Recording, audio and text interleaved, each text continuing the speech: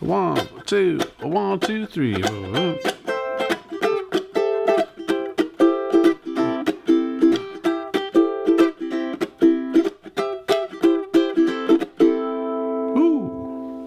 Hey, welcome back to the studio. I'm Kevin, and thanks for joining me for another informative video on chord inversions. Now, previously we talked about dominant 7 chord inversions. I'll leave a link in the description to that video for you to check out. But in the meantime, we're going to talk about the minor 7th shape and the inversions that you can use. This is going to open up the neck and really create some cool sounds for your uke. Get yourself tuned up and let's dive in. Hey, before we get started, make sure you hit that like button, subscribe, and click that alert bell so you know when the next video is coming your way. If you're interested in more learning resources, head over to AllForUke.com where we have a full searchable library of songs, song sheets, practice tracks, worksheets, and more. All for you, AllForUke.com. A couple of foundational elements that we need to cover here before we get into chord inversions are knowing our string names. So the string names on a uke are, starting from the top, G, C, E, and A. So knowing those is really going to benefit you as we go, and if you want to learn all of the notes of the neck, I have a video for that. I'll leave that in the description. The next term that we need to talk a little bit about is chord, and what a chord actually is. So a chord is just when you take notes and stack them and create harmony. So technically, if you strum the 4 open strings of a uke, you're playing a chord because you're actually playing 4 notes. G, C, E, and A. That makes up a chord. The chord that actually makes up is called a C6 or an A minor 7. An A minor 7 will be the point of our discussion today. So when we get into the term chord inversions, the only thing that changes is we are going to take this chord, A minor 7, and we're going to play it in multiple locations by changing the order of the notes. So the notes won't be played G, C, E, A anymore. They'll be played in a different order. So that's kind of the first concepts that we need to talk about. So now we're going to take a look at the major scale for the key of A, because everything we're referencing today is the A minor 7, so A will be the root of the chord. So here is a quick demonstration of the A major scale. So I start with my open A string, which is our bottom string. I go up a whole step to B. I go up another whole step to C sharp. So that is open, 2nd, 3rd. D is my 4th note. E is my 5th note.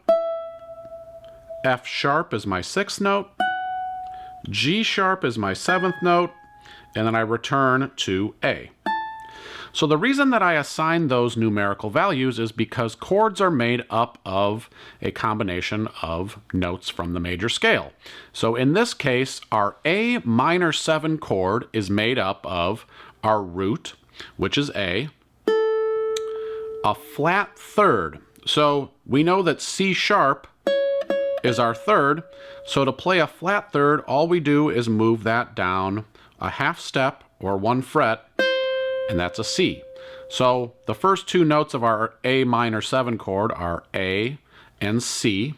And then we have our 5th, and the 5th is actually the E note, which is played here up on the 7th fret. So we have our root, our flat 3rd, our 5th, and then we have our flat 7. So our 7 is a G sharp note, which is played all the way up here.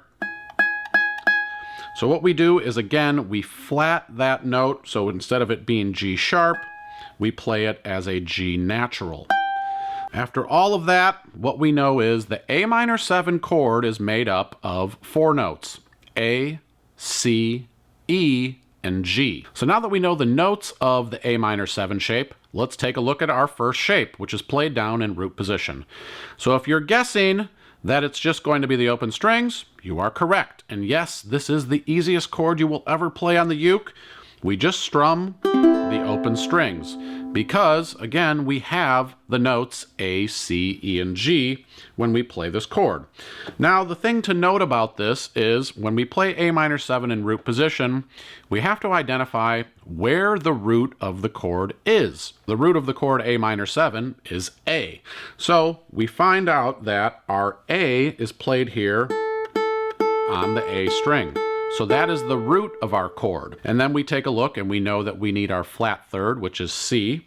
So our flat third exists here on the C string. And now we need our fifth, which is played here with the open E string. And then our flat 7 is played here with the G string open. So that is your root position A minor 7.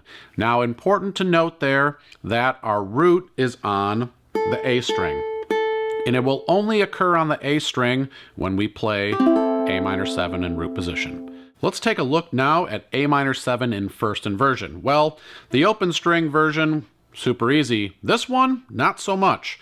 The way that we play A minor 7 in first inversion is with our index on the G string 2nd fret, ring finger on the C string 4th fret, and then we use our middle finger to play the E and the A string simultaneously. So when we make this shape, it sounds like this. The shape where this comes from actually is our G minor 7 shape down here. So we're just taking this and moving it up to become an A minor 7. So now we need to note where have the notes moved in this chord, because the root of the chord is no longer on our open A string.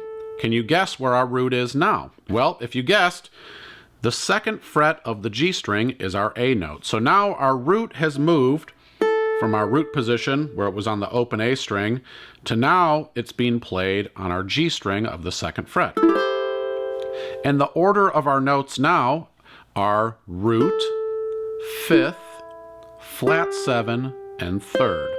And that makes up our first inversion for A minor 7. So a good little thing to practice here is going from open A minor 7 to first inversion. Little challenging to get this chord to land all of your fingers simultaneously. So I would kind of practice this by just keeping my fingers hovering over the place where they're going to land, and just practice trying to get this chord and getting all of those notes to ring out. There's your first inversion of A minor 7. If you're digging the sound of my uke, head over to allforuke.com/shop. You can have a Kali ukulele for yourself. When you buy your Kali ukulele through AllForUke, you're supporting us, and we really appreciate it. Make sure you check it out. Concerts, sopranos, tenors, baritones, a wide selection of accessories, capos, and more. All for you, allforuke.com/shop. Moving right along here into second inversion, we're going to play our second inversion of A minor 7 like so. You'll notice now that we're hearing some different sounds from these chords, even though they are the same chord as far as notes go, but because we're moving the order of the notes around, you're hearing a little bit of a different sound. You're hearing different notes that are standing out in the chord. So the way that we play second inversion, there's a couple different ways we can do this. So I play my index finger on the 5th fret of the G string, ring finger, 7th fret of the C string, my middle finger on the E string of the 5th fret, and my pinky down here on the A string, 7th fret. The other option you have is to bar the entire 5th fret with your index finger and place your ring and pinky in the same position that they were. So I like this because I can use my middle finger to compress down the strings.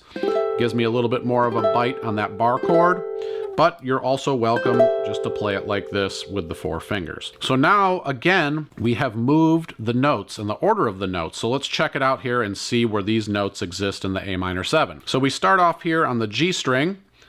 We look at this note on the 5th fret. We're now playing G, A, B, C. And we know that C is the 3rd, or the flat 3rd, of the A minor 7 chord. So now we're playing the 3rd up top. On the C string, we have C, D, E, F, G. And we know that G is our flat 7. So we have our flat 3rd, our flat 7. On the E string, E, F, G, A. There is our root. We know that our root has moved from open position to the top string, and then we find A again right here on the 5th fret. You can hear all 3 of these notes sound exactly the same because they're all A. So now we have our root on the E string, and then finally we go down here to our E note, which is our 5th of the chord. So now we've completed the chord inversion. 2nd inversion, A minor 7. So now that you have these 3 chords, work on going open, 1st inversion, 2nd inversion. Before we dive into 3rd inversion, let me just make a little disclaimer here. If you're playing on a soprano or concert uke where you don't have much real estate up here, the 3rd inversion can be challenging to play. But if you have a tenor or a baritone, it might be a little easier. Even on this tenor here, it's kind of a tight squeeze, but we're going to power through it anyway. So let's take a look here at 3rd inversion of our A minor 7 chord, and it's played just like this. A little bit of a tight squeeze, and if you look at this shape, you might recognize it because it looks just like this D minor 7 shape that you would play down here in root position.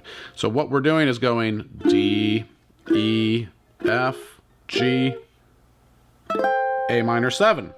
So again, that's a little reference to the movable shapes concept, but let's take a look at this chord and kind of diagram it out. So we start off here with our G string on the 9th fret, and we know that that note is our 5th, which is the E note, because we have G, A, B, C, D, E. So that's our 5th, and we look here at the C string of the 9th fret. If we walk up, we go C, D, E, F, G, A. We have found our root. So now we have our 5th, our root, our index finger on the 8th fret of the E string. If we walk up, E, F, G, A, B, C. We have located our flat 3rd, and now we know that all we have left to find is our flat 7, which is played down here on the 10th fret of the A string. And if we walk back, we know that A is on the 12th fret. Our G note is just a whole step below that. So we have our full 3rd inversion here of the A minor 7 chord. So now that you have these 4 different shapes, you can walk through all of them. Open, 1st inversion, 2nd inversion, 3rd inversion. So the cool thing about this concept is you can take these inversions, and let's say somebody is playing an A minor chord over and over and over again for a song. And maybe you have 4 bars of just an A minor being played and you're playing with a group of people. Well, what you can do now is actually take these inversions and play them over that, and it'll sound good because everything is being played in A minor. So the A minor 7 will just create a little bit of movement, a little more color, a little more intrigue, and that's one of the big uses for the concept of chord inversions, is kind of expanding that one chord out into several chords. So now that we have our inversion shapes, let's put it all together. Before we put this all together, make sure you take a moment and subscribe to the AllForUke channel so you know when all of the videos are coming your way. Leave your comments below and jump over to allforuke.com, where I have a ton of other learning materials, PDFs, worksheets, play-alongs, all sorts of cool stuff for you to enhance your learning experience. Let me show you the order that we'll go through here when we do our little playthrough with the metronome. So we'll start off open, 1st inversion, 2nd inversion, 3rd inversion, and then we go back, 2nd inversion, 1st inversion, open. And we'll do that 2 times, and I am going to incorporate the metronome here because this is really going to help you with your timing and executing these chords and landing them at the same time every time. The metronome is your friend. I know it can be scary, but it's really going to help you here. So we're going to set our metronome to 70 beats per minute. 1, 2, 3, 4.